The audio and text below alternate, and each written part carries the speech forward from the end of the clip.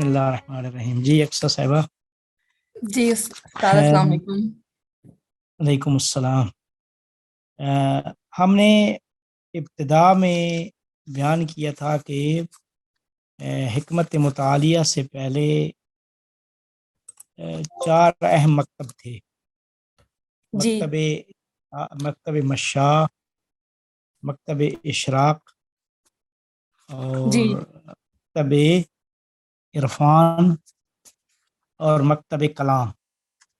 جی ان کے آپ مجھے 4 مکاتب اور 5واں حکمت مطالعہ، ان کے بارے میں کچھ تھوڑی بہت مجھے جو کچھ آپ کو سمجھ میں آیا، جو کچھ آپ سمجھتی ہیں مثال کے طور تو وہ اگر بیان جی کر دیں. ضرور. حکمت سب سے مطالعہ سے پہلے پہلے حکمت جو مطالعہ سے. جی جی میں شروع کروں. اچھا، حکمت مطالعہ سے پہلے جو 4 مکاتب کی آپ جی نے بھی نام بھی لیے ہیں، اس میں سب سے پہلا جو ہے فلسفہ جی مشاع ہے، جو کہ مشائی جو مکتب ہے ان کا ہے. اور یہ وہ لوگ تھے جو پیدل چل کر تفکر کرتے تھے اور پھر اصول وضع کرتے تھے. ان لوگوں کا یہ ماننا ہے کہ فلسفہ کے لیے انسان کو جو اصول وضع کرنے ہیں اس کے لیے صرف عقل کے اوپر اکتفا کیا جا سکتا ہے. یہ لوگ تزکیہ نفس کے قائل نہیں تھے. اور اس کے بعد جو دوسرا مکتب ہے وہ ہے اشراق کا. ان لوگوں کے ہاں اختلاف ہے اس طرح سے کہ یہ لوگ کہتے ہیں کہ 2 چیزیں ضروری ہیں انسان کو فلسفہ یا اپنی جو تفکر ہے اس کو صحیح سمت میں رکھنے کے لیے، جس میں ایک تو عقل ہو گئی اور دوسرا جو ہے وہ تزکیہ نفس ہے. مطلب ان دونوں کو لے کر اگر آپ ساتھ چلیں گے اور اس کی بنیاد پر آپ اصول بنائیں گے تو وہ صحیح ہوں گے. اور یہ مطلب کہ عقل اور روحانیت دونوں کے قائل ہیں. اس کے بعد عرفاء کا مکتب ہے. عرفاء کے ہاں عقل کو یہ بالکل بھی نہیں مانتے، اور ان کے ہاں روحانیت کی طرف پورا رجحان ہے کہ کشف و شہود کے ذریعے سے جو آپ ادراکات کریں گے، کلی ادراک کریں گے، وہ ہی صحیح ہوں گے. اور یہ عقل کے بالکل بھی قائل نہیں ہے. اس کے بعد متکلمین آ جاتے ہیں. متکلمین عقل کے اوپر رلائی کرتے ہیں، لیکن ان کے ہاں تھوڑا سا فرق اس طرح سے ہے کہ وہ لوگ اپنی سمت پہلے سے ہی متعین کر لیتے ہیں کہ ہم نے جو ہے دین کا جو ہے نا دفاع کرنا ہے اور دین کے دائرے سے باہر نہیں نکلنا. لیکن یہ چیز ہمیں دیکھی تھی کہ فلسفہ میں کوئی قید نہیں ہوتی ہے. فلسفہ پہلے سے اپنی حدود نہیں مقرر کرتا، بالکل آزاد ایک طرح سے ہوتا ہے. تو ان کے ہاں عقل کا ہے، عقل کے اوپر یہ اکتفا کرتے ہیں، لیکن عقل پہ بھی اس طرح سے اکتفا کرتے ہیں کہ دین کے دائرے سے باہر نہ نکلے ہم سوچ میں، اپنی تفکر میں. اور اس کے بعد جو ہے حکمت مطالعہ کا فلسفہ ہے جو کہ ملا صدرہ کا ہے. اور ان کے ہاں ایک طرح سے جو 4 مکاتب ہیں، ایک طرح سے ان کا ایک جگہ پہ آ کر ایک طرح سے کیا کہنا چاہیے، ایک نقطے پر متفق ہو جاتے ہیں. اور وہ اس طرح سے ہوتے ہیں کہ ملا صدرہ کہتے ہیں کہ عقل اور قرآن اور اس کے ساتھ جو عرفان ہے، ان تینوں میں اتحاد ہے. مطلب جب آپ اپنی صحیح تزکیہ نفس کے ساتھ لے کر اپنی عقل کو چلیں گے تو وہ قرآن کے خلاف نہیں ہو سکتی ہے. اور ان کے ہاں جو ہے برہان قرآن اور عرفان کے بیچ میں اتحاد پایا جاتا ہے. اور اس کے علاوہ جو یہاں پر بتانے والی چیز ہے، میرے خیال سے بس فی الحال یہی. اچھا، یہ بتائیں کہ فلسفی اور عارف ان کے جی، درمیان کیا فرق ہے؟ فلسفی کا کیا کام ہے اور عارف کیا کرتا ہے؟ فلسفی جو ہیں وہ کائنات میں جو ایک طرح سے حقیقتیں ہیں یا جو بھی ان کو پہچانتا ہے، ٹھیک ہے. اور جو عرفان جو عرفا ہوتے ہیں وہ جو ہے نا وہ ادراک وہ جو ہے پہنچتے ہیں اس حقیقت تک، وہ پہنچتے ہیں حقیقت تک. اور جو فلسفی ہوتے ہیں وہ اس سے ایک طرح سے اس کو پہچانتے ہیں بس. اور جو عرفاء ہوتے ہیں وہ کشف و شہود کے ذریعے جو پردہ ہٹتا ہے اور وہ جو ایکسپیرینس ایک طرح سے وہ کر کے آتے ہیں حقیقت کو.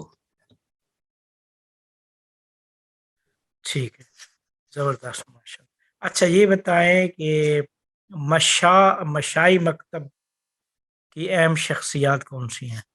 مشائی مکتب. مشائی مکتب کی اہم شخصیات ابن سینا کا مجھے یاد آ رہا ہے، جی، ابن اور سینا، فارابی.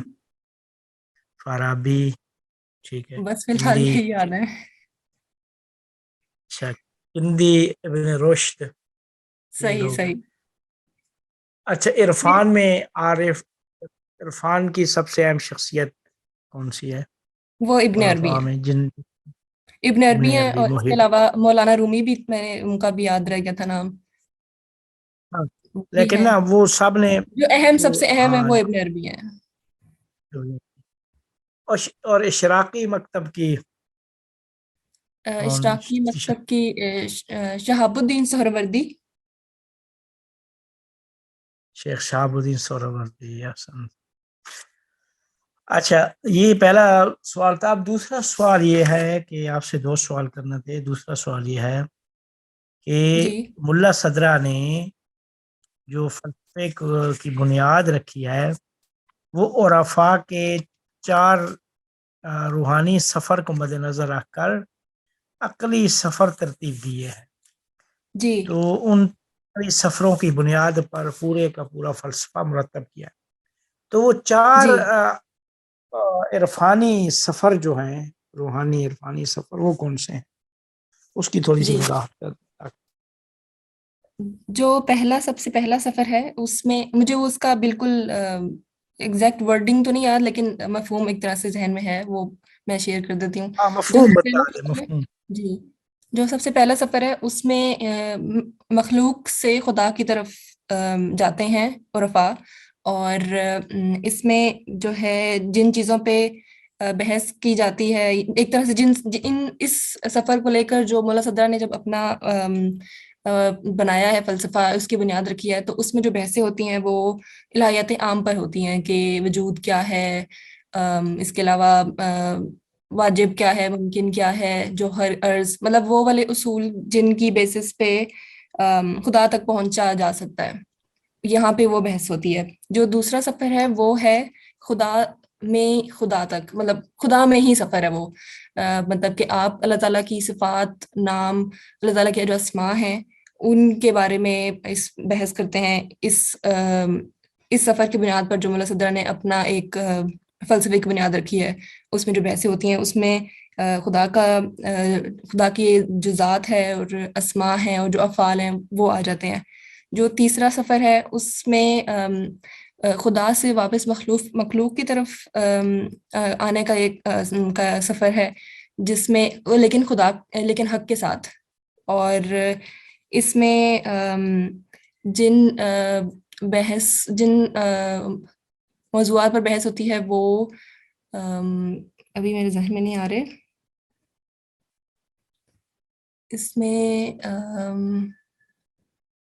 میں تخلیق کائنات، کائنات، حوالے میں جی، کلی وجود. حوالے میں کلی کی جو تخلیق ہے یہ اس سے جو متعلق بحثیں ہیں وہ ہوتی ہیں. پھر اس کے بعد جو آخری سفر ہے وہ ہے مخلوق میں سفر ہے حق تعالیٰ کے حق کے ساتھ، جس میں جو عرفاء ہوتے ہیں وہ جو حق ہے اس کو پھر مخلوق تک پہنچانے کا جو عمل ہے وہ شروع کرتے ہیں. اور اس میں جو بحثیں ہوتی ہیں، اگر ہم فلسفے کی طرف آئیں، اس جو مولا صدرہ نے بنایا ہے بنیاد اپنے فلسفے کو قائم کرنے کے لیے، اس میں جو بحثیں ہوتی ہیں وہ جو ہیں اس میں آ جاتا ہے، اس میں انسانی جو افعال ہیں ان کے بارے میں بحث ہوتی ہے. جی، نفس اور یہی، معاد کے جی نفس اور معاد، ہاں جی، نفس کے اوپر بحث ہوتی ہے، اور جو قیامت ہے اس کی جو موضوع ہے اس کے اوپر اس میں بحث ہوتی ہے. فیصل بس 2-3 منٹ اور ہے ہمارے پاس. اچھا، موضوع کیا ہے اس فلسفہ اسلامی کا؟ موضوع کیا ہے اس مطالعہ؟ وجود مطلق، وجود خدا اور مطلق. ما سوائے خدا، تمام وجود کے اوپر جو بحث ہے وہی موضوع ہے فلسفہ اسلامی کا۔ اچھا، اس کی غرض و غایت متعلق کہ فلسفے کی غرض و غایت کیا ہے؟ اس کے جو آبجیکٹیوز وہ آپ پوچھ رہے ہیں، وہ یہی ہے کہ باقی جو تمام علوم ہیں وہ اپنے آپ کو، اپنے وجود کے اوپر ان کو دلالت چاہیے ہوتی ہے کہ وہ وجود جو تمام باقی علوم ہیں وہ قائم، ان کا جو نہیں، وجود ہے وہ یہ آپ بتا رہی ہیں ضرورت، فلسفے کی ضرورت کیوں پیش ضرورت۔ آئی، تو اس میں یہ ٹھیک ہے، بات ہے کہ سارے چونکہ علوم محتاج ہیں وجود میں دوسری چیزیں، تو اس وجہ سے ہمیں فلسفہ تو موضوع جب وجود ہے تو فلسفہ پڑھنے کی ضرورت ہے۔ لیکن میں اس کے بعد والا سوال کر رہا تھا کہ فلسفے کا غرض و غایت کیا ہے، فلسفہ پڑھنے کا ہدف اچھا، کیا ہے، ہم فلسفہ پڑھ کے کیا کرنا چاہتے ہیں؟ ہم حقیقت کو پہچان سکیں فلسفے کے، یہ اس کا ہاں، ہے۔ حقیقت کو غیر حقیقت سے جدا کر سکے، جی ٹھیک ہے، ٹھیک ہے، تو حقائق کو غیر حقائق سے جدا کرنا، حقائق کو یہ جو اعتباری جو ہمارے ذہن میں مفہوم بنتے ہیں ان سے الگ کر سکیں۔ جی جی ٹھیک ہے، ٹھیک ہے، یہ ماشاء اللہ پہلا جو چیپٹر تھا ریاض کا، ماشاء اللہ آپ نے اچھا۔ جی السلام علیکم۔ جی وعلیکم السلام فاضل صاحب۔ جی خیریت سے ہیں؟ جی بالکل اچھا، خیریت یہ سے۔ ہم نے اس کا جو پہلا چیپٹر ہے اس کے متعلق دو تین سوال ہیں جی جی کہ جب یعنی الہیات کی ہم نے دو قسمیں کی ہیں، ایک الہیات عام اور ایک الہیات خاص۔ الہیات عام میں وہ مسائل جو الہیات خاص یعنی خدا تک پہنچنے کا مقدمہ ہے، تو جی چونکہ سب سے پہلی بحث، چونکہ ہم سراسر وجود ہی پڑھ رہے ہیں، جی تو سب سے پہلا باب اور چیپٹر جو ہے وہ شروع ہی وجود سے ہوتا ہے۔ جی تو سب سے پہلا جو سوال ہے وہ کہتے ہیں کہ وجود کا مفہوم بدیہی ہے۔ سوال یہ ہے کہ بدیہی اور نظری اس کا کیا مطلب ہے، اور وجود کا مفہوم کیسے بدیہی ہے،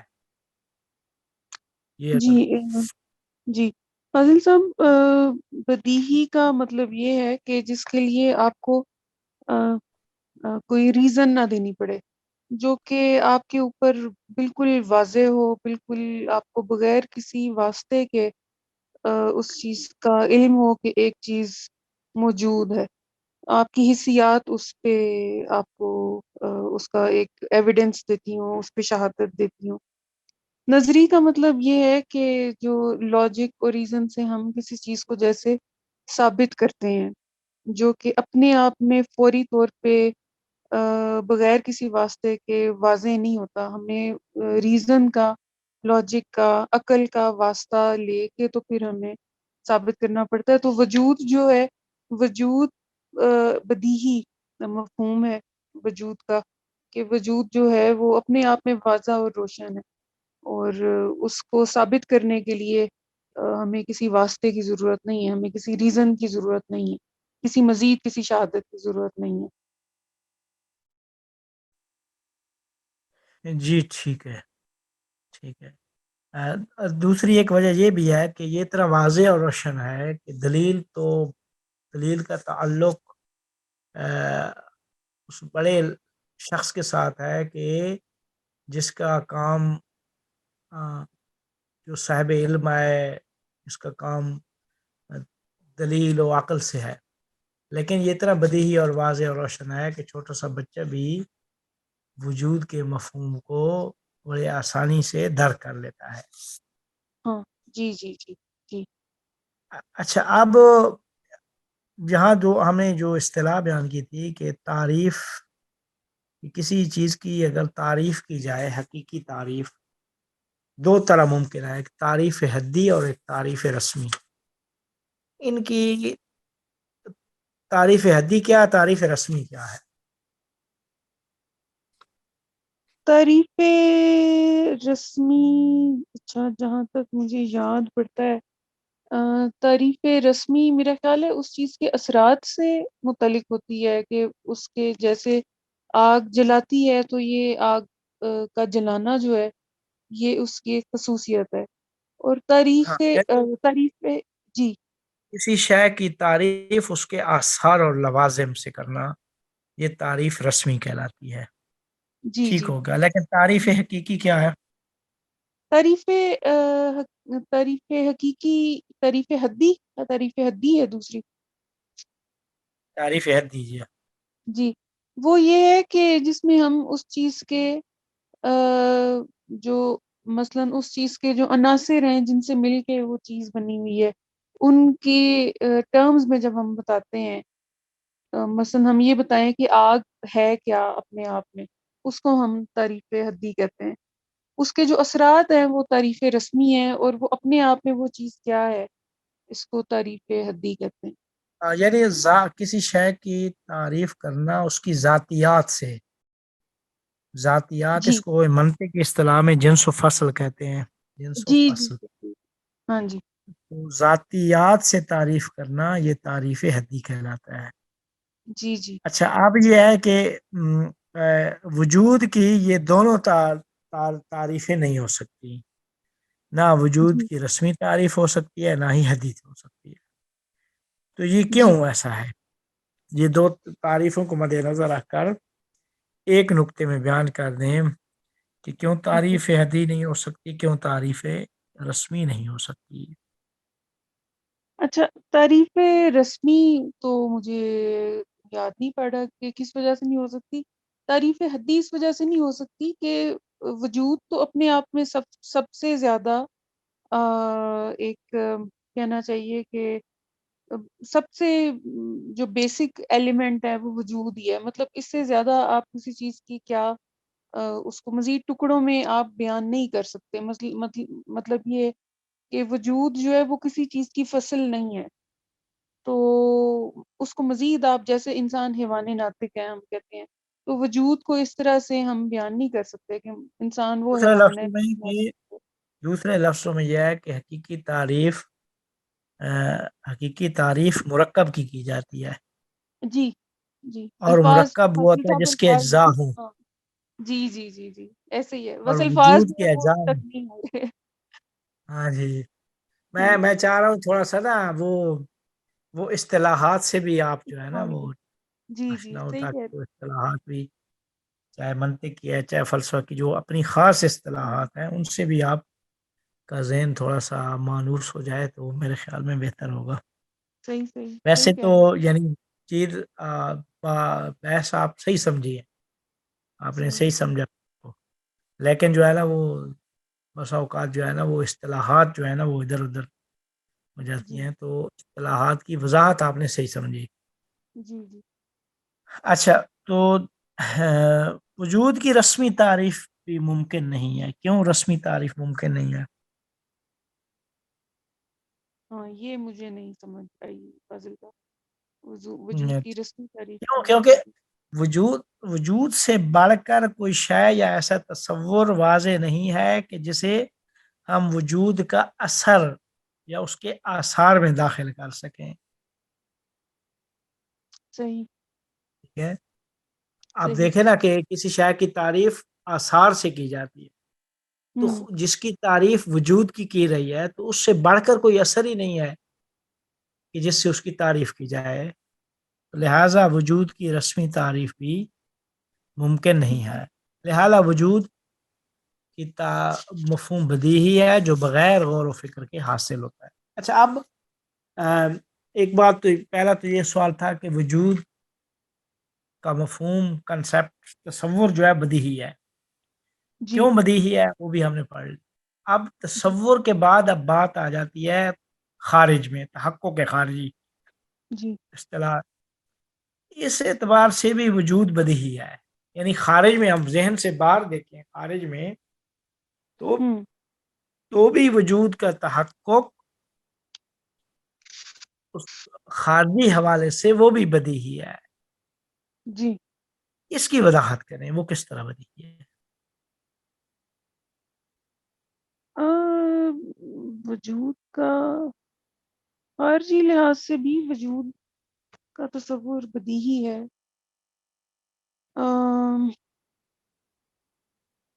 پتہ نہیں فیضان صاحب نہیں سمجھ آئی.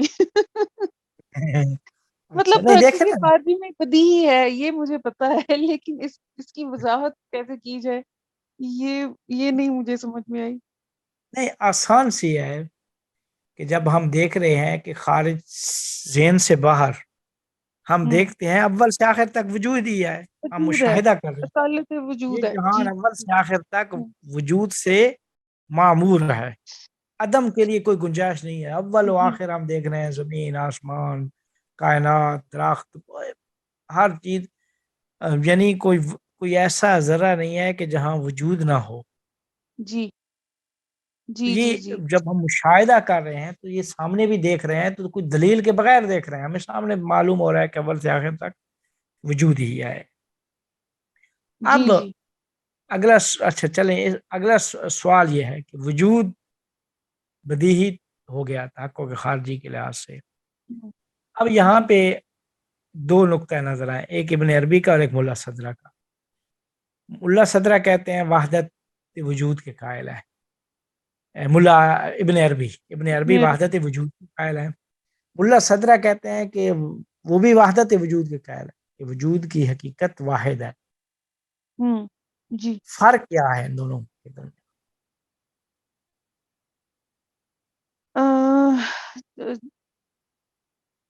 ابن عربی کہتے ہیں کہ جو وجود کے جو مختلف ہمیں جو اس میں کثرت ہمیں نظر آتی ہے یہ اس کی تجلیات ہیں ساری. اور ملا صدرہ یہ کہتے ہیں کہ یہ مراتب ہیں وجود کے. یعنی آ، ملا ہاں صدرہ ابن عربی وجود کو واحد مانتے ہیں جی اور وہ خدا ہے. تجلی اس وجود واحد کی تجلیات میں کثرت کو مانتے ہیں کہ وہ کثیر ہے، جی جی تجلیات کثیر. ملا صدرہ یہ کہتے ہیں کہ وہ حقیقت وجود کی حقیقت واحد ہے، لیکن اسی وجود کی حقیقت جو واحد ہے اسی کے درجات ہیں، مراتب ہیں. جی اس کو حقیقت تشکیکی کہا جاتا ہے. جی جی چلیں یہ تھا چیپٹر پہلا، جو اس میں دو سوال تھے کہ وجود کا مفہوم بدیہی ہے، اس کی وضاحت کس طرح بدیہی ہے. دوسرا سوال یہ تھا کہ وجود کا جس طرح مفہوم بدیہی ہے ویسے تحقق خارجی کے اعتبار سے بھی وجود بدیہی ہے. یہ جی بات، یہ دو سوال تھے اس چیپٹر میں. جی جی اب میرے خیال میں آپ کا ٹائم مکمل ہو گیا ہے. اب اگلی اچھا چلیں صحیح ہے. ٹھیک ٹھیک ہوگی. ہے. جی السلام علیکم. وعلیکم السلام.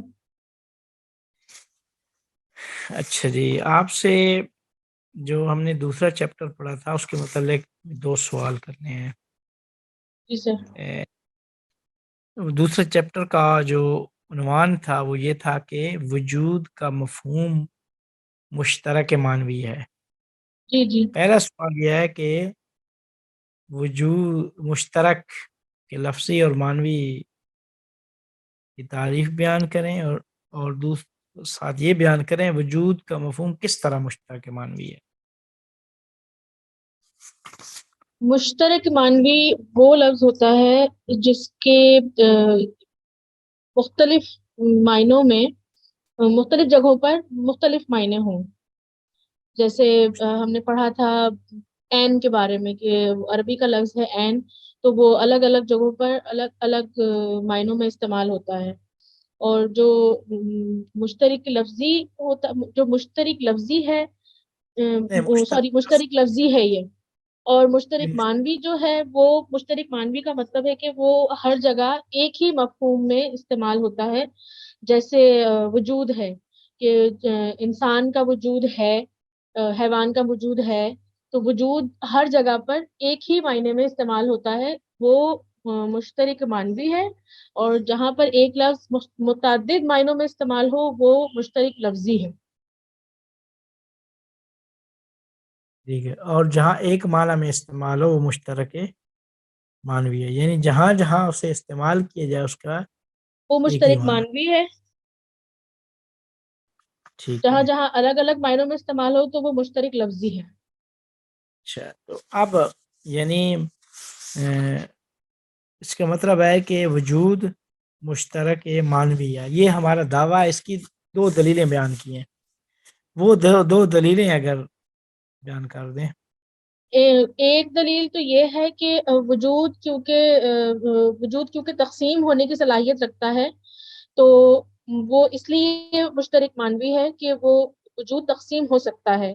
یعنی کسی شے کو جب تقسیم کیا جا سکتا ہے تو وہ آپس میں قسیم ہے اور اپنی اقسام میں پایا جاتا ہے. جیسے کہ ہم نے ذکر کیا تھا لیپ ٹاپ اور کمپیوٹرز کا کہ وہ جو ہے الگ الگ کمپنیز کے ہیں لیکن ہیں وہ کمپیوٹر ہی. آئی فون بھی فون ہی ہے اور سیمسنگ بھی فون ہی ہے لیکن ہے وہ دونوں فون ہی. تو وہ اس لیے وجود، یہ پہلی دلیل تھی وجود کے مشترک معنوی ہونے کی. جبکہ یعنی دوسری دلیل مقسم قسیم نہیں، یعنی جو چیز تقسیم ہوتی ہے اسے مقسم کہا جاتا ہے، جی اور جو تقسیم ہو رہی ہے، جو چیزیں تقسیم ہو رہی ہے اسے مقسم، اور جو اقسام ہے وہ آپس میں قسیم ہے.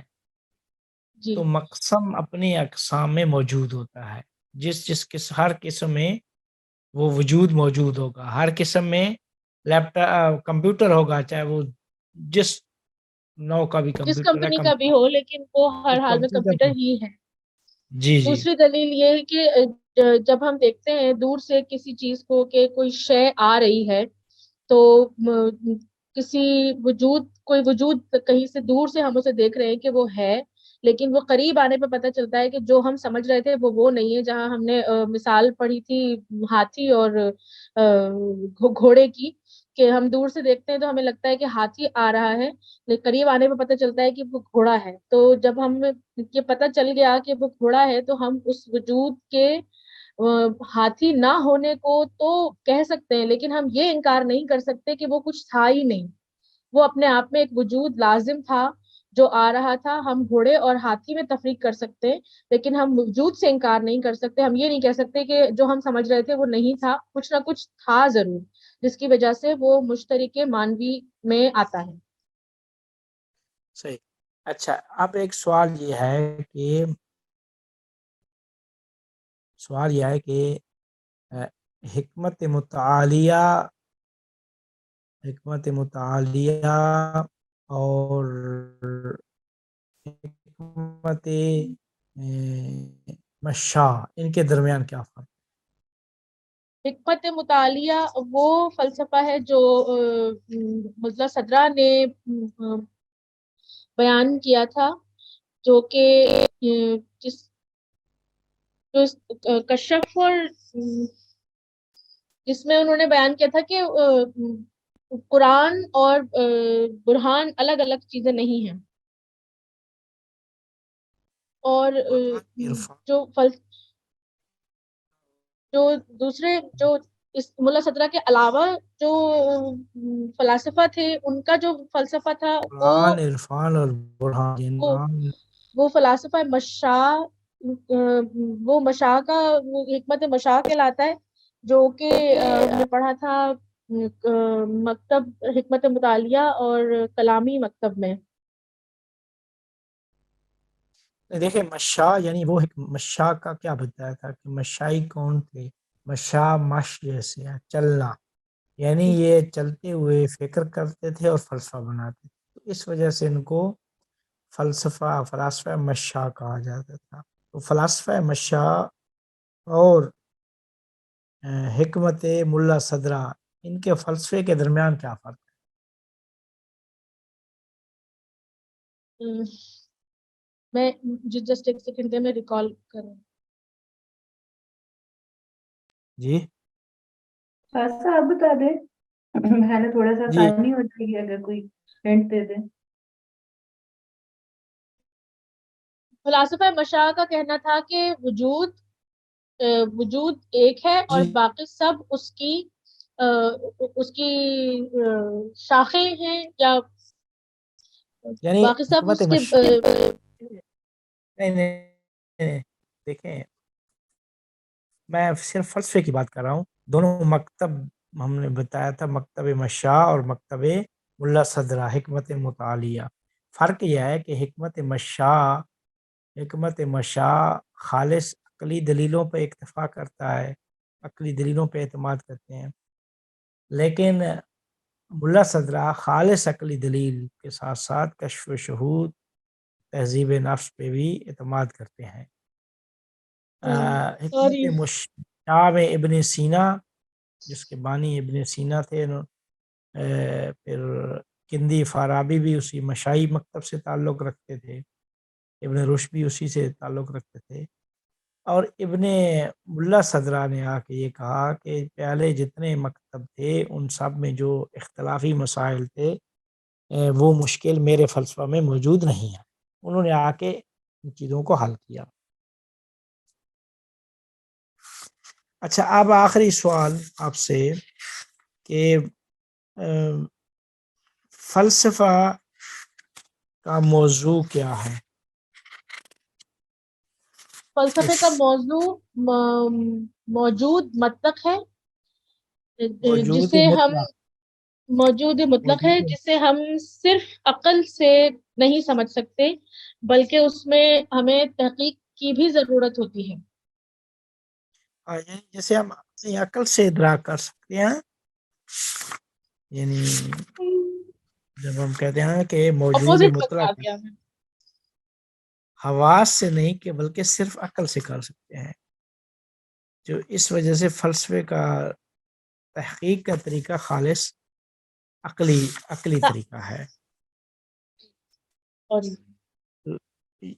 جی آپ شکریہ آپ کا. ویسے یہ ابھی 3 لوگوں سے جو میں نے لیا تو اس میں پتہ یہ چلا کہ نہیں کنسیپٹ سمجھ میں آ رہے ہیں. ابھی تک مجھے یہی پتہ چلا ہے نا. بسا اوقات بعض اوقات وہ دلیل وہ خالص جو فلسفی اصطلاح ہے وہ شاید اس کو یاد نہ رہے، لیکن اس کی وضاحت پتہ ہے کہ یہ یعنی کیا ہے. تو یہ جو 3 لوگوں سے ابھی میں نے جو ہے نا پوچھا ہے تو اس میں مجھے جو ہے نا یہ چیز میرے لیے واضح ہوئی ہے. جی درست. اچھا، اب آپ سے سوال یہ ہے کہ وجود کی تو بات ہو چکی، ماہیت کے 2 معنی وہاں پہ ہم نے ذکر کیے تھے. جی تو اگر پہلا سوال کہ یہ معنی اگر جی بیان کر دیں. جی ماہیت کے بارے میں ہم نے جو سیکھا تھا وہ یہ تھا کہ اس کے 2 معنی ہیں. ایک تو یہ تھا کہ وہ چیزتی کے جواب میں جو چیز جو ہر شے کی جو چیزتی ہے جو ہوتی ہے وہ ماہیت ہوتی ہے، اور چیزتی ہوتی ہے کہ کیا ہوا. تو اگر سوال ہے کہ آپ نے بتایا تھا کہ انسان ما ہوا، یعنی کہ انسان کیا ہے، تو اس کے جواب میں جو جواب ہے وہ ہے انسان حیوان ناطق ہے. تو یہ جو حیوان ناطق ہونا ہے یہ اس کی ماہیت ہے. ایک تو یہ اس کا پہلو تھا. دوسرا آپ نے بتایا تھا کہ یہ میں نوٹس بھی دیکھ رہا ہوں لیکن میرے ذہن میں یہ تھوڑے سے ذرا مستحضر بھی ہیں کہ ایسی چیز جو جس سے وہ شے ہو، اس کا مجھے دیکھنا پڑ رہا ہے، ماں بھی اشے ہوا، یعنی کہ ہر شے کی حقیقت وہ جو ہے وہ کیا ہے. مثلاً آپ نے بتایا تھا کہ میز ہے، اس کو الماری یا کرسی نہیں کہیں گے. تو یہ 2 پہلو ہیں ماہیت کے جس کی وجہ سے ہم اس کو وجود سے ہم ممیز کرتے ہیں غالباً. ٹھیک ہے، تو اب ان میں سے کون سی معنی ماہیت کا ممکنات کے ساتھ خاص ہے اور کون سا اللہ تعالیٰ کے ساتھ خاص ہے؟ جی اللہ تعالیٰ کے بارے میں تو میرے خیال میں ہم نے یہ سیکھا تھا کہ اللہ تعالیٰ کی چیزتی نہیں ہوتی. تو اس لیے ممکنات میں تو دونوں شاید چیزیں آ جائیں، لیکن جو اللہ تعالیٰ ہے وہ ہم یہ نہیں کہہ سکتے اللہ تعالیٰ کیا ہے، اس کا جواب ہمارے پاس نہیں ہے. تو غالباً وہ پہلا والا جو معنی ہے وہ اللہ تعالیٰ پہ فٹ نہیں آ سکے گا. لیکن دوسرا آ سکتا ہے. ہم نے کہا تھا کہ اللہ تعالیٰ کا وجود ہی اس کی ماہیت ہے. تو دوسرا جو ہے جس شے سے وہ شے ہے غالباً شاید آ سکے، کیونکہ اللہ تعالیٰ کا ایک وجود ہے، اب وہ ایک وجود ایک خاص حیثیت رکھتا ہے، اس کو ہم مطلب اس کو مجھے نہیں ماہیت میں ہم کس طرح ڈالیں گے، وہ مجھے کلیئر نہیں ہے ویسے. صحیح، ٹھیک ہے، لیکن ماہیت کا ایک معنی کیا گیا ہے، تو اس سے ہر شے ایک حقیقت ہے، اللہ تعالیٰ کی ذات کی بھی، سب کی ماں سے اللہ، تو ماں بے شے ہوا سے خدا کی ماں اس معنی میں ہے. لیکن فلسفہ میں یہ ماہیت کا یہ معنی مراد نہیں لیا جاتا، وہی چیزتی مراد دیا جاتا ہے کہ جو اللہ تعالیٰ کی ماہیت نہیں ہے. اللہ تعالیٰ اس معنی میں ماہیت نہیں رکھتا، اس کی لیکن ہستی جی اور ماں بھی چیزتی اشیاء ایک، ہوا میں ہو سکتا ہے. جی ماں بے شے ہو سکتا ہے. اچھا، دوسرا اگلا سوال یہ ہے کہ ذہن میں وجود اور ماہیت کا جو ارتباط ہے، اس کی تھوڑی سی وضاحت میں. جی تو اس کے بارے میں ہم نے یہ سیکھا تھا کہ جو وجود اور ماہیت ہیں وہ خارج میں متحد ہیں، لیکن ذہن میں جو عقل ہے اس کو تحلیل کرتی ہے، اس کو علیحدہ علیحدہ کرتی ہے.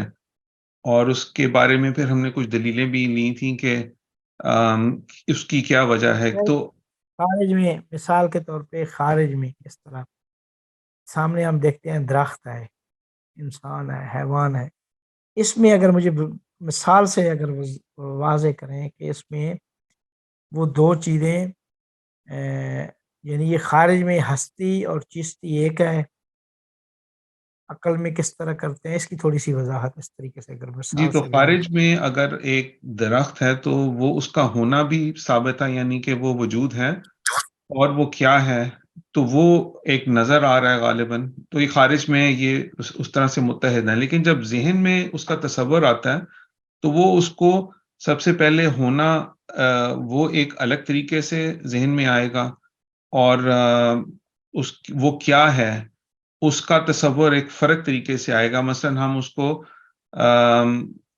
درخت کو ہم درخت کے طور پہ نہیں دیکھ رہے ہوں گے، اس کے کیا ہونے کو ہمارے ذہن میں ایک تصور آ رہا ہوگا. تو اس لیے اس طرح سے میں سوچ رہا ہوں. اب وہ کس طرح سے آئے گا درخت، اس کی کیا خصوصیات ہو سکتی ہیں، یا وہ کیا ہے، وہ ذہن اس کو فرق طریقے سے انٹرپریٹ کر رہا ہوتا ہے. ہاں، دیکھیں کہ جب ہم دیکھتے ہیں خارج میں کہ درخت ہے، تو درخت کی ہستی اور چیستی متحد ہے، ایک چیز ہے، لیکن اسی کو جب ہم ذہن میں تحلیل کریں گے تو ہم کہیں گے کہ ایک اس کی ہستی ہے اور ایک اس کی چیستی ہے. تو ذہن میں جا کر ہستی اور چیستی دونوں جدا ہو جاتے ہیں. جی تو وہ فاضل صاحب اس میں جب جو چیزتی ہے اس کی، یعنی کہ درخت کیا ہے، اس کو اب ذہن کس طرح سے اس کو میں سوچ رہا ہوں. ایک درخت ہے میرے ذہن میں، وہ اس کے کیا ہونے، اس کی مختلف اس کی خصوصیات، یہ صحیح طریقہ سے بتانے کا، یا کہ کیا میں اسے کس طرح سے بتاؤں کہ وہ نہیں، خصوصیات کی یہاں پہ بحث نہیں ہو رہی، یعنی اس کی ماہیت کی بات ہو رہی ہے. تو اس کی ماہیت یعنی وہی اس کی چیستی اور ہستی اور چیستی. جب جتنی بھی کائنات میں چیزیں دیکھتے ہیں خدا کے علاوہ، ایک یہ کہ وہ ہیں، دوسرا یہ کہ وہ کیا ہیں. جی تو درخت درخت پھر ہے، جی کیا ہے، یہ تو دونوں درخت ایک ہیں. بالکل. تو درخت جی جو ہے وہ تو پھر کیا ہے، وہ ایک پودا ہے، اس کی نوع ہم کے بارے میں ہم سوچیں گے، وہ اس طرح عقل اس کو پھر وہاں سے اس کو سمجھنے کی کوشش کر رہی ہوگی. ہاں جی، تو جب وہ عقل سمجھے گی تو پھر اس کی ایک ہستی اور چیستی کو جدا کر دے گی، یہ ایک اس کی ہستی ہے اور ایک اس کی بالکل. چیستی ہے. تو اس وجہ سے کہا جاتا ہے کہ ذہن میں وجود اور ماہیت کیا ہے، آپس میں عقلی تحلیل میں دو علیحدہ علیحدہ چیزیں ہیں، ایک جی چیز نہیں ہے. اس کے درست. اوپر جو دلیل بیان کی گئی ہے وہ دلیل اگر بیان فرما دیں. جی جو مجھے یاد پڑتا ہے وہ یہی تھی کہ اس میں دلیل یہ ہے کہ کبھی کبھی ہمیں وجود کا تو معلوم ہوتا ہے لیکن ماہیت معلوم نہیں ہوتی، اور کبھی وجود معلوم نہیں ہوتا لیکن ماہیت معلوم ہو سکتی ہے۔ پہلے کی مثال ہم نے کہی تھی کہ وجود معلوم ہے، یعنی کہ چڑیل ہے، جن ہے، لیکن وہ کیا ہے اس کے بارے میں ہمارا ذہن جو ہے وہ اس کو بتا نہیں پاتا۔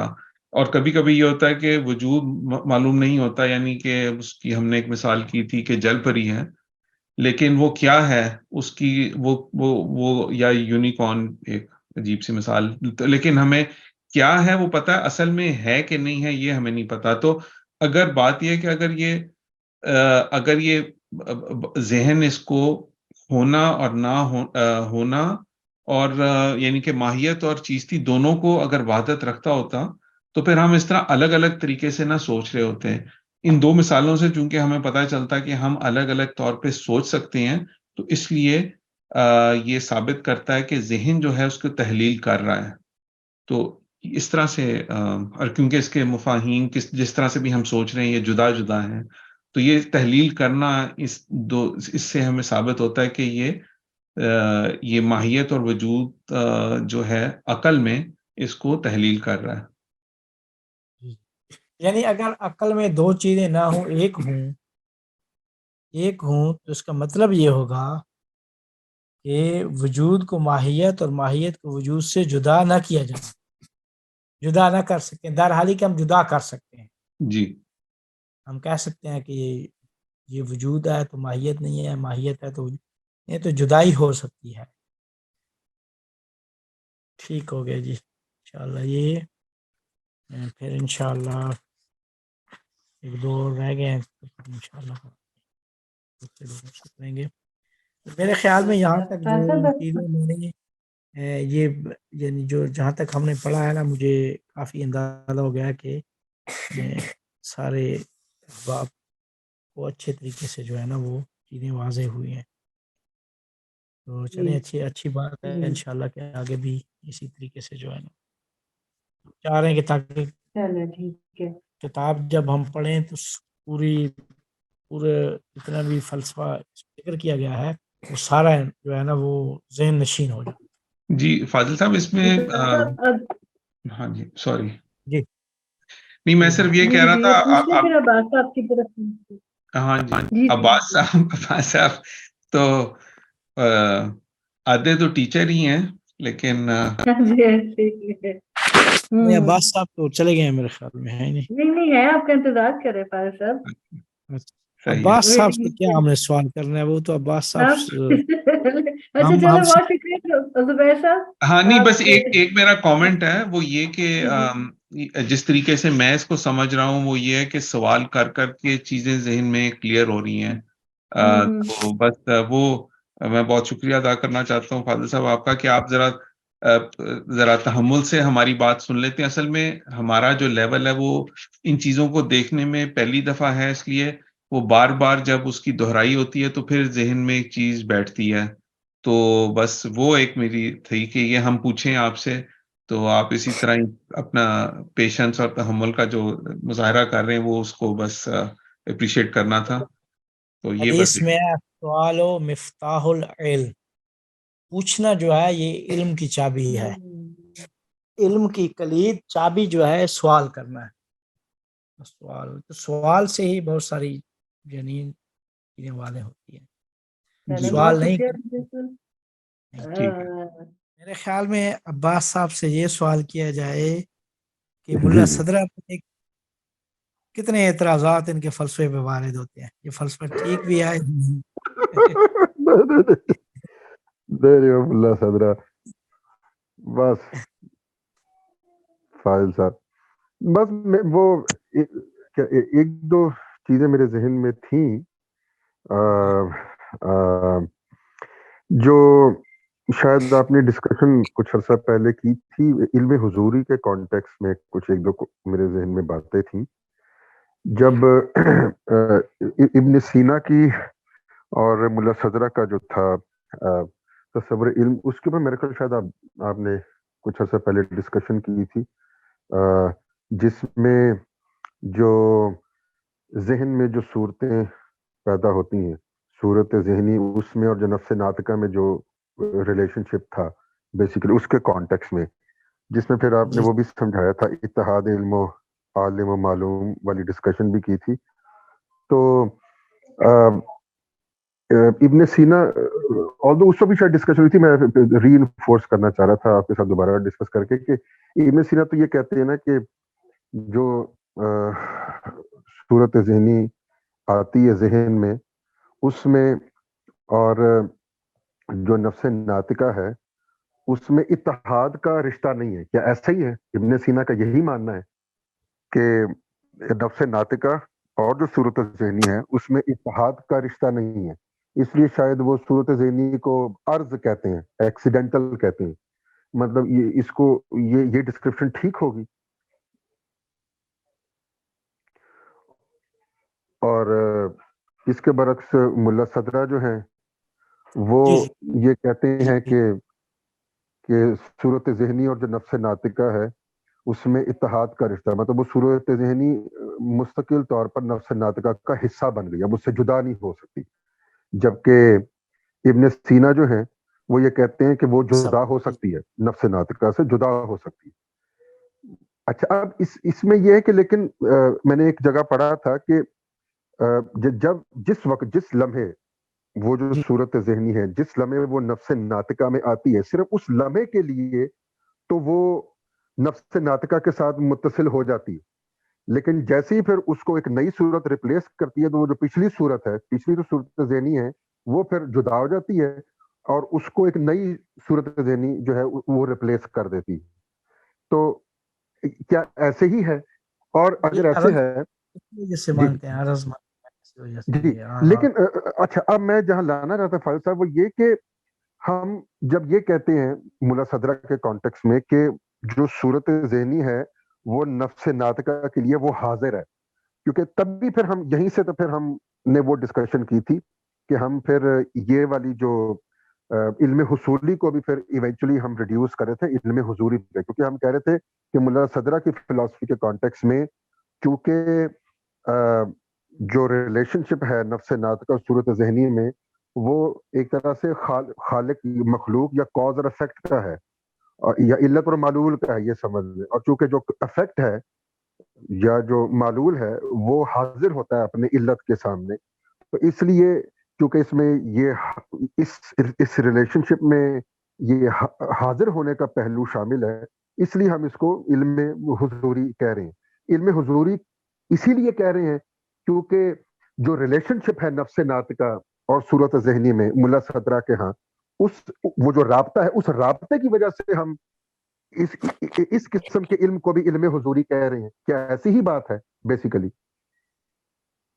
جی جی جی تو اچھا، لیکن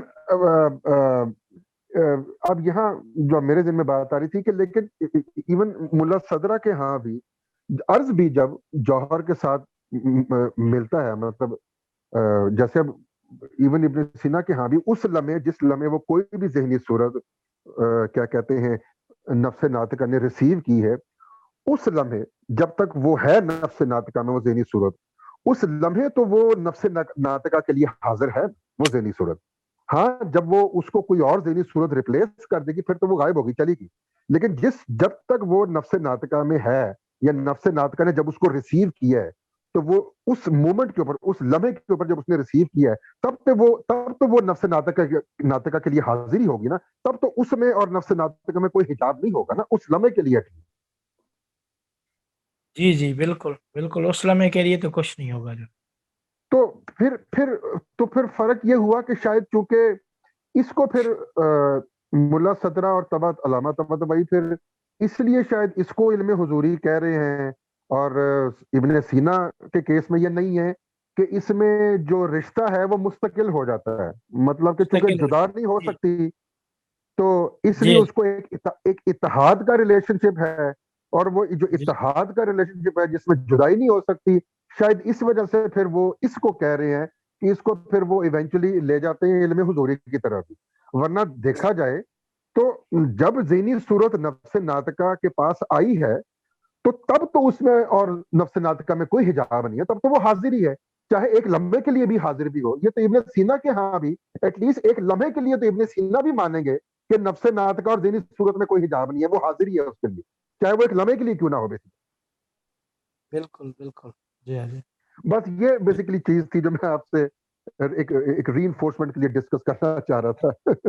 بالکل صحیح ہے آپ کی, صحیح ہے آپ کی, بالکل اسی طریقے سے. دوسرا ایک اور چیز بھی تھی کہ جب ہم نے یہی کہ جو ذہنی صورت کس طرح آتی ہے نفس ناطقہ کے تھرو, اس کو جب ہم نے وہ حرکت جوہریہ کے ساتھ بھی, اگر آپ کو یاد ہو, ہم نے ریلیٹ کیا تھا, تو اس میں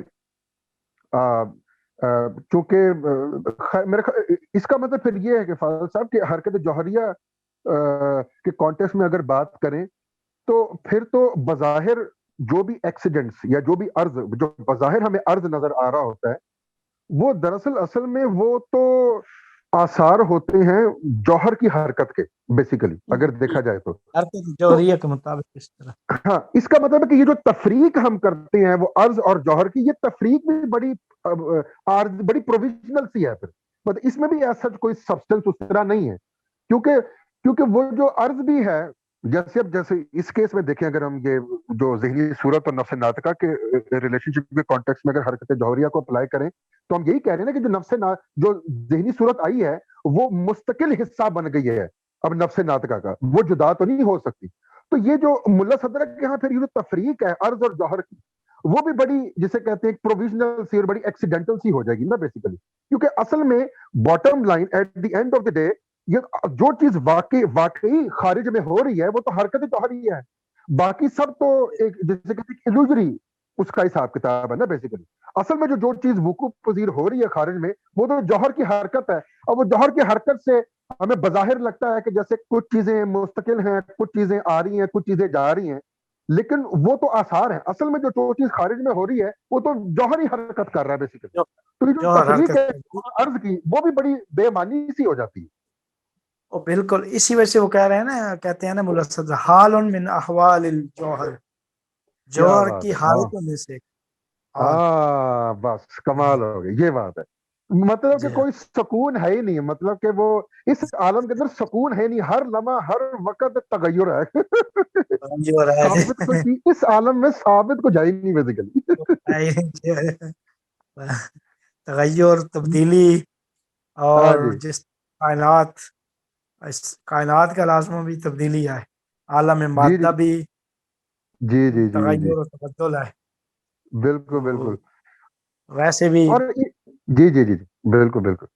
اچھا, اس میں ایک اور بات تھی, یہی حرکت جوہریہ سے ریلیٹڈ بھی ایک اور بات تھی کہ لیکن پھر جیسے مثال کے طور پہ اب جو ذہنی صورت آئی نفس ناطقہ کے سامنے حاضر ہوئی, ظاہر بات ہے اس پروسیس کو ٹریگر کرنے کے لیے خارج میں ایک ایونٹ تو ہوا, مطلب خارج میں کچھ ہے سامنے آئی جس نے کنڈیشنز پریپیئر کی, اور نفس ناطقہ میں ایکسائٹمنٹ پیدا ہوئی, اور نفس ناطقہ میں سے ہی حرکت ہوئی, اور ایک جسے کہتے ہیں ذہنی صورت سامنے آ گئی. کچھ پریپریٹری کاسٹ تو ظاہری بات ہے اس عالم میں ہوتی ہیں, جو کہ بیسیکلی آلریڈی جو جوہر حرکت میں ہے اس حرکت کو غالباً ری اورینٹ کر دیتے ہیں. اس کی مثال میرے ذہن میں اس طرح آئی کہ جیسے اگر آپ کو یاد ہو, وہ گاؤں میں ابھی بھی شاید مٹی کے جو برتن بنتے ہیں تو وہ ایک چیز گھوم رہی ہوتی ہے, اس کے اوپر وہ جو کوئی بھی ڈیزائن آپ نے بنانا ہو تو آپ کی جو ہاتھوں کی موومنٹ ہے وہ آلریڈی ایک موونگ, آلریڈی ایک شاید جو حرکت میں ہے اس کی حرکت کو صرف ایک خاص ڈائریکشن دیتی ہے اور اس سے مختلف شیپس بنتی جاتی ہیں. تو وہ بیسیکلی اس سے مجھے یاد ہے کہ وہ جو بظاہر جو ہمیں عرض نظر آ رہا ہوتا ہے وہ اصل میں وہ جو آلریڈی ایک جوہر حرکت میں ہے اس کی حرکت کو ہم اورینٹیشن ایک دے رہے ہوتے ہیں, جس کے نتیجے میں ہمیں چینجز ہمیں نظر آ رہی ہوتی ہیں.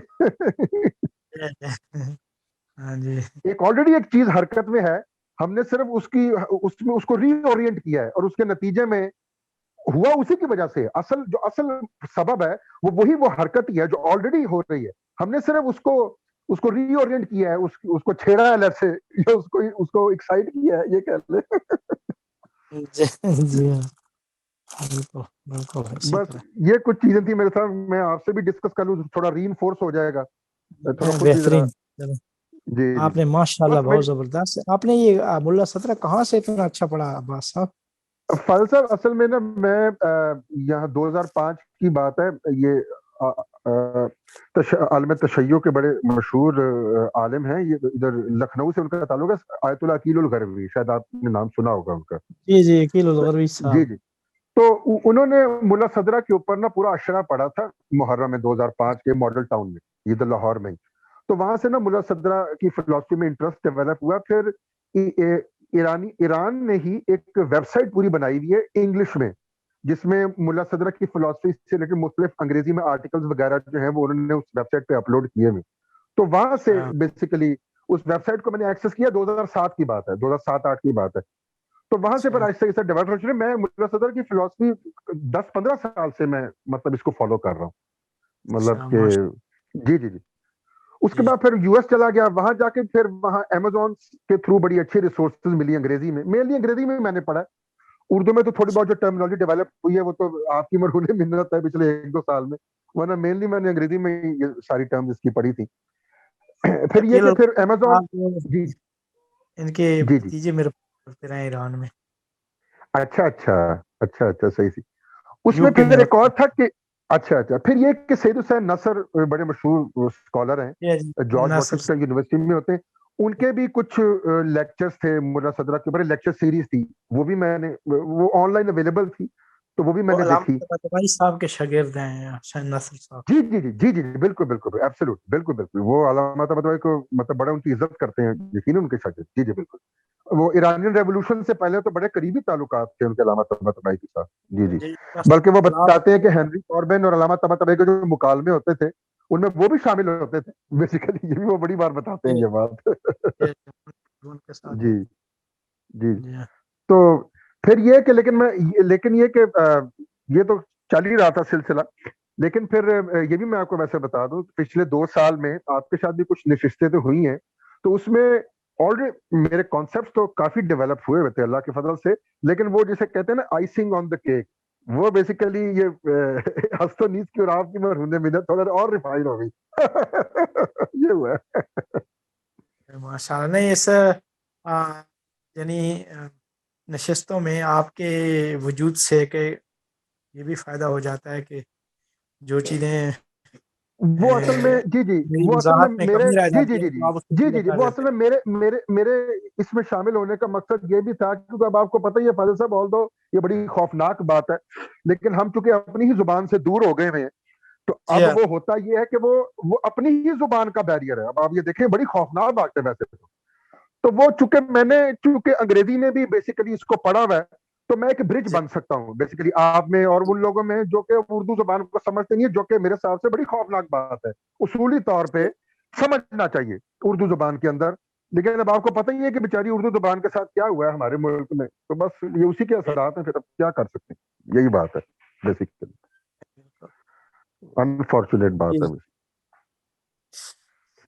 چلے فاضل صاحب بس میری طرف سے اتنا ہی تھا. جی ہو گیا جو ہے نا. بڑی مہربانی جی، thank you very much. Thanks. دعا میں یاد رکھیے گا انشاءاللہ.